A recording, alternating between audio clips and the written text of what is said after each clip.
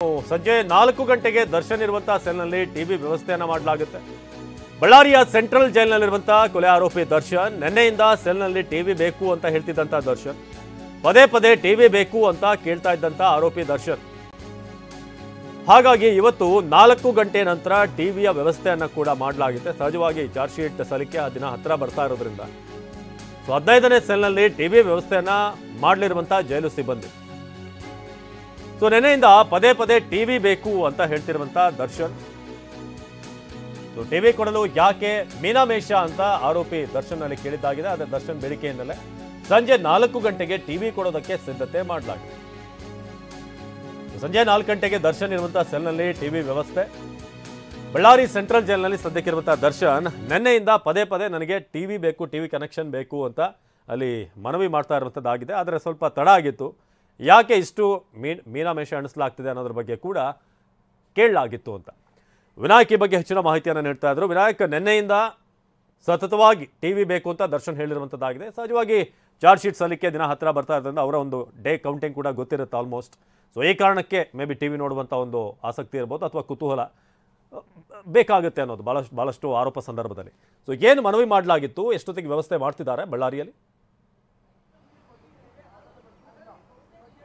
ಖಂಡಿತ ಅವಿನಾಶ್, ಅದೇ ಅದ್ರ ಸಂಬಂಧಪಟ್ಟಂತೆ ಈಗ ಚಾರ್ಜ್ ಶೀಟ್ ಸಲ್ಲಿಕೆ ಅಂಶಗಳ ಬಗ್ಗೆ ಅವರಿಗೆ ತಿಳಿದುಕೊಳ್ಳುವಂತಹ ಒಂದು ರೀತಿ ಕುತೂಹಲ ಅಂತಲೇ ಹೇಳ್ಬೋದು.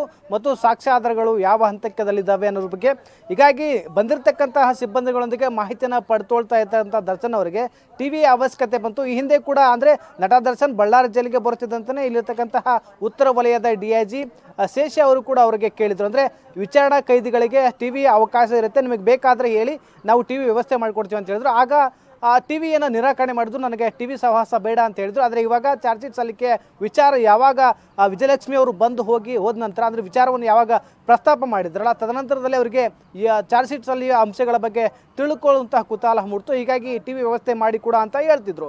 ಆದರೆ ಈಗ ವಿಶೇಷ ಪ್ರಕರಣ ವಿಚಾರಣಾ ಕೈದಿಗಳು ಬಳ್ಳಾರಿ ಸೆಂಟ್ರಲ್ಗೆ ಬಂದಾಗ, ಅಂದರೆ ಬೇರೆ ಕೈದಿಗಳು ವಿಚಾರಣಾ ಕೈದಿಗಳು ಬಂದಾಗ ಅವರಿಗೆಲ್ಲವೂ ಸಹಜವಾಗಿ ಟಿವಿ ವ್ಯವಸ್ಥೆ ಇರುತ್ತೆ. ಆದರೆ ಇದೊಂದು ವಿಶೇಷ ಪ್ರಕರಣ ಆಗಿರೋದಾಗಿ ಅವರನ್ನು ಹೈ ಸೆಕ್ಯೂರಿಟಿ ಸೆಲ್ನಲ್ಲಿ ಇರಿಸಲಾಗಿದೆ.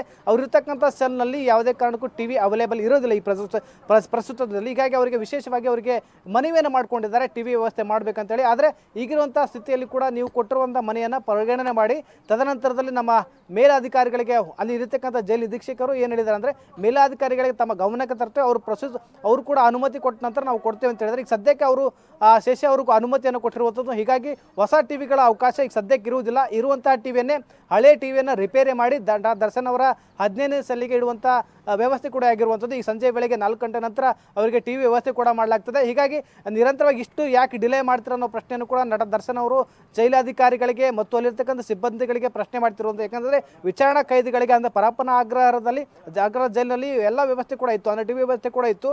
ಆದರೆ ಬಳ್ಳಾರಿ ಜೈಲಿನಲ್ಲಿ ಯಾಕೆ ಮಾಡ್ತಾ ಇಲ್ಲ ಅನ್ನೋ ಮೀನಾಮೇಷ ಯಾಕೆ ನಡೆಸ್ತಾ ಇದ್ದಾರೆ ಅನ್ನೋ ಕೂಡ ಮಾತನ್ನು ಒಂದು ರೀತಿ ಸಿಟ್ಟಿನಲ್ಲೇ ಮಾತನಾಡಿದ್ರು. ಹೀಗಾಗಿ ಈಗ ಸದ್ಯ ಮಟ್ಟಿಗೆ 4 ಗಂಟೆ ನಂತರ ಅವರಿಗೆ ಟಿವಿ ವ್ಯವಸ್ಥೆ ಕೂಡ ಅವ್ರ ಸೆಲ್ಲಲ್ಲಿ ಮಾಡಲಾಗುತ್ತೆ. ಅವಿನಾಶ್, ಧನ್ಯವಾದ ವಿನಾಯಕ್.